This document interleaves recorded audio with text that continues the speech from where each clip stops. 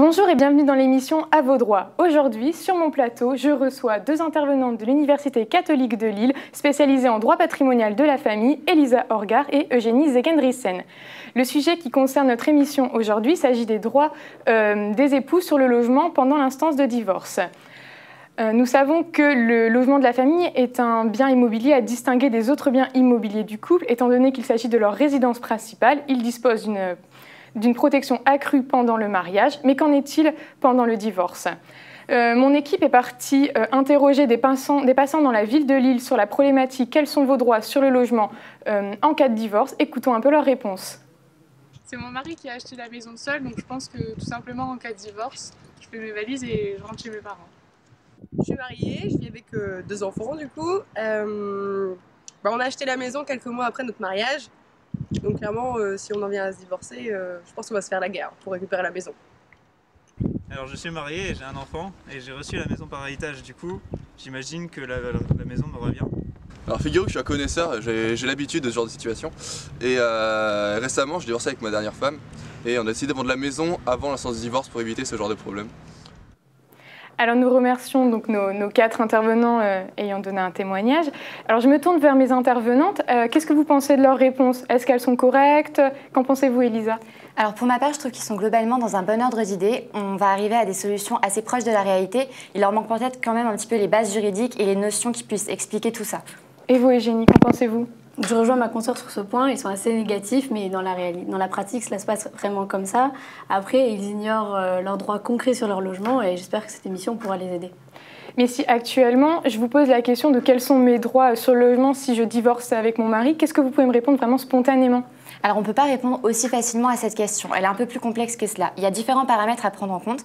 Par exemple, l'un des principaux est de savoir sous quel régime matrimonial les époux vont être mariés. Donc en France, on a différentes sortes. On a les régimes de type communautaire, les régimes de type séparatiste et on a aussi un régime légal qui a été institué. On a d'autres paramètres qui viennent s'ajouter à cela. Donc par exemple, savoir à quel titre d'occupation on est face. Est-ce que le bien est occupé à titre de location ou bien à titre d'habitation de propriété donc. Et si on est dans un cadre d'une propriété, il faudrait savoir aussi lequel des époux est propriétaire. Est-ce que c'est un des époux seul ou est-ce que ce sont les deux ensemble ? Évidemment, le type de divorce envisagé entre en compte. Parce que si on est dans le cas d'un divorce par consentement mutuel, les époux règlent eux-mêmes dans leur convention l'attribution du logement. Au contraire, dans tous les autres cas de divorce, soit ils arrivent à se mettre d'accord, auquel cas le juge valide leur accord, soit ils n'arrivent pas à se mettre d'accord, auquel cas ce sera au juge de fixer l'attribution du logement. Donc en fait, je comprends que au fur et à mesure, là, déjà des réponses que vous nous avez apportées, les solutions, elles vont être vraiment diverses et variées par rapport déjà au type de régime matrimonial et à d'autres certainement mécanismes. Si vous le voulez bien, on peut reprendre chacun des témoignages de nos passants lillois afin que vous apportiez vos conseils pratiques sur leurs réponses. Donc il me semblait que la première personne parlait d'un logement qui appartenait à son mari et si elle venait à divorcer, elle se retrouverait chez ses parents avec ses enfants. Est-ce que vous pensez que c'est exact? Malheureusement, oui, elle a raison. Puisque au prononcé du divorce, puisque chaque époux récupère ses biens propres, elle n'aura plus aucun droit sur le logement, quand bien même elle a été mariée avec la personne et qu'elle y a vécu toute sa vie. Mais évidemment, cette solution est à nuancer, puisque le juge, dans l'ordonnance de non-conciliation, pourrait éventuellement attribuer la jouissance du bien à l'épouse, qui n'en est pas propriétaire, si le juge voit que les intérêts le justifient.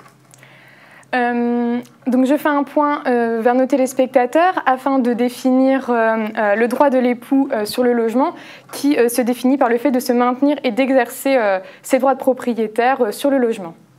Oui, et j'aimerais ajouter aussi à ce que Eugénie vient de dire, que dans ce cadre-là, donc si le juge n'en dispose pas autrement, donc avant que l'ONC intervienne, comme vous l'avez précisé, avant que le divorce commence réellement, il peut donner la jouissance du bien à des époux et pas forcément à celui qui en est le propriétaire. Et il peut le faire à titre gratuit. Et dans ce cas-là, le conjoint qui se verra attribuer la jouissance du bien ne devra aucune indemnité d'occupation à son conjoint.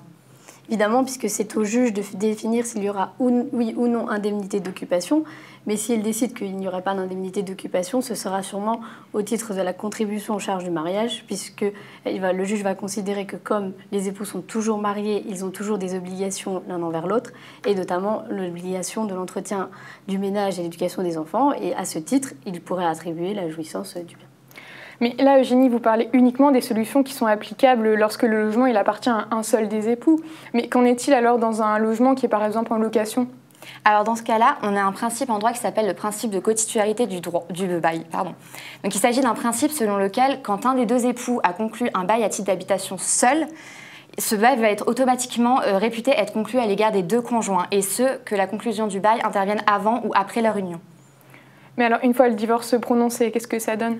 Alors, il va falloir partir d'un même postulat pour toutes les réponses qu'on peut vous donner, à savoir qu'une fois le prononcé du divorce établi, le logement perd sa qualité de logement de la famille. Et donc, en même temps, il va perdre la protection juridique qui est affiliée. Et donc, à partir de là, on va se retrouver avec des situations qu'il va falloir distinguer. Elles sont de trois sortes. Soit on est face à un bien qui est dit propre ou personnel à l'un des époux seuls. Soit on va être face à un bien qui est dit indivis entre les époux. Ou encore, on va se retrouver dans la dernière situation face à un bien qui est en location. Alors, un bien indivis est un bien dont les deux époux sont copropriétaires, tandis qu'un bien propre est un bien qui a été acquis avant le mariage ou alors acquis grâce à un héritage. On appelle bien propre dans les régimes de communauté, tandis que bien personnel dans les régimes séparatistes. Donc là, en fait, vos réponses, elles font écho en même temps aux deux premières situations. Donc la première personne qui vivait dans le logement de son mari, et la seconde dame qui avait acquis son logement avec son mari et qui pensait que ça allait être la guerre entre eux en cas de divorce. Oui, bien évidemment. Mais avant qu'on s'intéresse aux autres témoignages, j'aimerais revenir d'abord sur certaines idées reçues, c'est-à-dire qu'on a l'impression que c'est parce que l'épouse peut bénéficier de ce bien par les intérêts, mais il y a un intérêt surtout qui est essentiel, c'est celui des enfants. Prenons le cas par exemple d'un divorce d'un couple avec des enfants mineurs. Pour les enfants, le plus gros enjeu, c'est de conserver leur environnement, leur centre d'intérêt, leurs loisirs, leur école. Et c'est ce que le juge va prendre en compte quand il va attribuer la jouissance à l'époux qui éventuellement n'est pas propriétaire. C'est-à-dire que si par exemple l'autorité parentale n'est exercée que par un seul époux, dans ce cas c'est lui qui aura la jouissance du bien pour que l'enfant puisse continuer sa vie dans son monde. Au contraire, si les époux le partagent en commun, dans ce cas, ce sera l'époux qui aura la résidence habituelle des enfants, qui conservera le bien pour que l'enfant reste dans son milieu et dans son cadre. Ce sera dans son intérêt. Oui, et je préciserai d'ailleurs sur ce point que cette demande en bail forcé ne peut intervenir qu'une fois le prononcé du divorce. Et donc, le juge, s'il décide de l'établir, va donner une période à ce bail, et ce bail pourra être reconduit jusqu'à la majorité du dernier des enfants du couple. Alors, donc je fais un point sur la notion de bail forcé qu'Elisa vient d'expliquer. Donc c'est un bail en fait qui va être attribué à un époux qui n'est pas propriétaire du logement pendant une certaine durée, donc par le juge. C'est un pouvoir exorbitant de droit commun. Mais de ce fait-là, ça veut dire qu'il y a un des époux donc, qui est propriétaire, il va devoir quitter son bien, mais ça ne porte pas atteinte au droit de propriété? Alors la question est pertinente puisqu'on voit dans cette situation qu'il y a différents enjeux qui rentrent en conflit. On a d'une part, comme vous l'avez dit, le droit du propriétaire du logement, et d'autre part, on va aussi avoir l'intérêt supérieur des enfants qui rentrent en compte. Et on voit que dans cette situation précise, le juge a voulu favoriser l'intérêt des enfants. Mais pour autant, il faut venir quand même temporiser cette solution. C'est-à-dire que oui, un bail forcé peut intervenir, mais ça ne va pas être systématique. Ce sera seulement quand des circonstances de fait le nécessitent. Ensuite, une fois qu'il est établi, il ne va pas durer éternellement. C'est-à-dire qu'on pourra toujours revenir sur cette situation et venir limiter, résilier le bail, si encore une fois les circonstances des faits le nécessitent. Et en dernier lieu, on voit que le conjoint propriétaire va se voir privé de sa jouissance de son bien, mais ce ne sera pas totalement injuste, puisque le juge, quand il va venir prononcer ce bail forcé, va venir en délimiter les contours. Et en cela, il va venir lui fixer à la fois un loyer et à la fois une limite dans le temps. Donc on voit qu'en fait, cette atteinte au droit de propriété est très largement limitée, surtout qu'elle pourrait s'adjoindre d'une indemnité pour compenser la perte de ce droit et qu'évidemment, à la fin de cette mesure, l'époux reprend l'intégralité de ses droits sur le logement. Mais Eugénie, là encore, vous ne parlez que dans le cadre de la propriété, mais dans le cadre encore d'un bail, comment ça se passe? Comme l'expliquait tout à l'heure Elisa, il y a un principe de cotitularisation du bail. Évidemment, ce principe doit cesser au moment du divorce, puisque chaque époux devra reprendre sa vie. Dans ce cas, le juge devra fixer lui-même qui continuera à avoir droit au bail. Donc en fait, on comprend que l'origine du bien, elle est vraiment importante dans le cadre des procédures. Mais par rapport à la troisième interview, qu'est-ce que vous pouvez nous dire? Alors il me semble que ce troisième témoignage, c'était à propos d'un jeune homme qui nous expliquait qu'il avait reçu sa maison à titre d'héritage. Donc on peut rapprocher de ce cas d'un autre cas qui serait celui d'une personne qui reçoit son logement de famille à titre de donation. Donc dans ces deux cas, on va voir que le bien sera acquis à titre personnel. Donc on va voir un bien personnel ou un bien propre, comme vous l'avez expliqué tout à l'heure, ça dépendra du type de régime matrimonial. Et donc dans ces deux situations-là, le bien va avoir un seul et unique propriétaire, ce qui aura des conséquences sur les solutions. Mais alors, dans la 4e interview, un homme avait déclaré avoir vendu son logement de famille avec sa femme avant l'instance du divorce. Qu'est-ce que vous en pensez de cette filouterie? C'est légal d'après vous? Alors oui, c'est totalement légal et d'ailleurs en pratique, les praticiens peuvent le recommander à certains couples.